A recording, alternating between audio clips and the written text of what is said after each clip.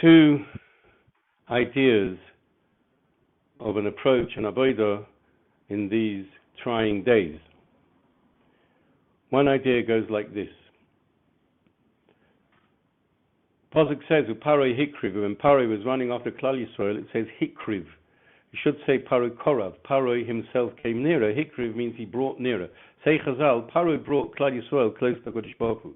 Moshel L'Mod Avodahs, what's this similar to? So the famous parable of a king who's got a princess and he loves her voice, but then she doesn't speak, she doesn't say anything, she doesn't cry out, she doesn't sing, etc. So he brings some bandits to attack, so to speak, her coach, and she starts crying out for help, so he hears her voice again. Similarly, HaKadosh Baruch Hu wants to hear the voice of Klal Yisrael, so he brings Paroi to cause Klal Yisrael to come close to HaKadosh Baruch Hu to call out to Hashem. This idea is an idea that tefillah is not there as a b'di'eved after there's tzoros, then it's the time to daven. Look at it the other way around. The reason you have tzoros is in order for there to be davening, meaning the point is the davening. The point is davening brings a person close to HaKadosh Baruch Hu. The tzoros are there to create the situation where a person will have genuine davening. That means that if you could bavorn, Yiddish word meaning is preempt, the tzoros, that would be great. Meaning, if one could get to davening, a real genuine davening, a real kesher of the Kodesh Baruch Hu davening, without the tzoros, then the Kodesh Baruch Hu wouldn't need to bring the tzoros. So that's a avodah to do. Try and be a davener in such a meaningful way that Kodesh Baruch Hu doesn't need to bring tzoros. All of a sudden, everyone will come back to him through the tzoros. People are with him because they're davening properly. But if we take that as a moshel, we can say the following. I was walking to shul and past a building site where they're building a massive new building, a fantastic big building blocks with houses, apartments, and of course shopping centre underneath, etc. And I'm just thinking to myself, when you build a building and when you have a house, you have an elevator and you go up into the house, and each house is different. It's got a special kitchen. Let's say there's a little cozy corner in where you have your sofa and your special light. There's a little nook, and it's like, and you've got a panoramic view of Jerusalem, and it's like that, and you've got your bedroom like that, and you've got your kitchen like that, and a special bathroom, etc., etc. And it's all beautifully done, and you feel you've achieved, you've got it, it's mine, and this is the space and the place and the mokum I have. And there you see an empty hole in the ground, because that's what they're doing, they're going to build, that's what they dig foundation, there's nothing there. And eventually all this air is going to become these nooks and crannies and spaces and this place and that place, and this will be the lift, and this will be that, and the elevator, whatever it is. And I was just thinking, when a rocket hits a building, it ends up being again a hole with no space at all.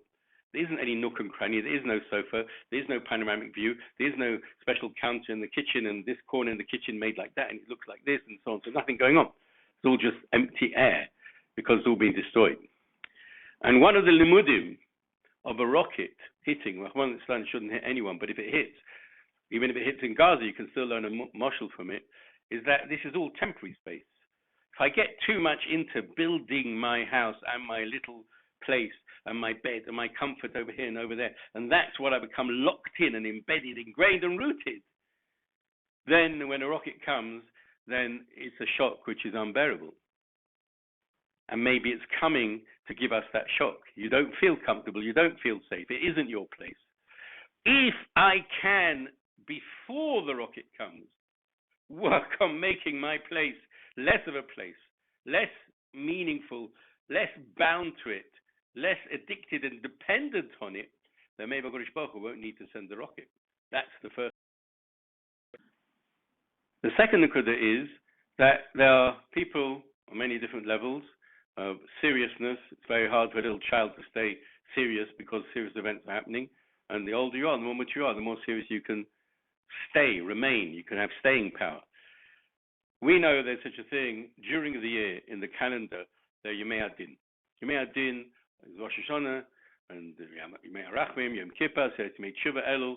That tkufa is the Yemei Adin. It's a serious tkufa, and we, in the Olam HaTorah, get more serious then. And what do we mean by being more serious? Obviously, Rosh Hashanah itself, standing Mamish Lifnei HaMelech and Yom Kippur, so it's Yemei Tshuva, doing Tshuva, but even in Elul, trying just to be that little bit more weighty in what one does, not as frivolous, not as careless, taking more care and understanding that there's a Yom Adin and a Midas Adin, and therefore I'll be more careful in my actions, more pointed, and have more intent in what I do, and that's how one functions in Elul.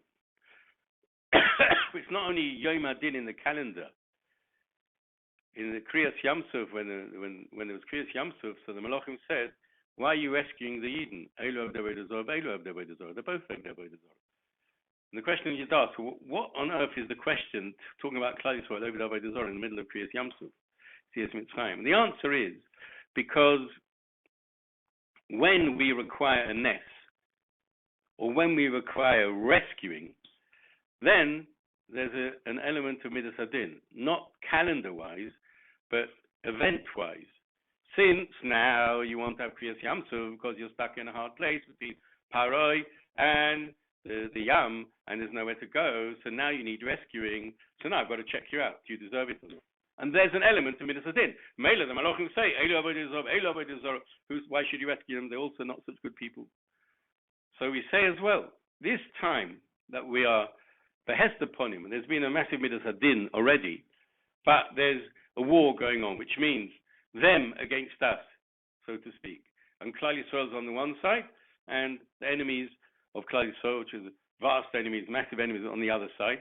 And HaKadosh Baruch Hu, we want to ask HaKadosh Baruch Hu, please help us and save us from this. There's an element of Midas Adin. There's going to be an element of balance. So who are you? They are. I don't understand who they are. Now let's see who you are. So it's not a calendar Yom Adin, but it's an event Yom Adin. And these are Yomei Adin.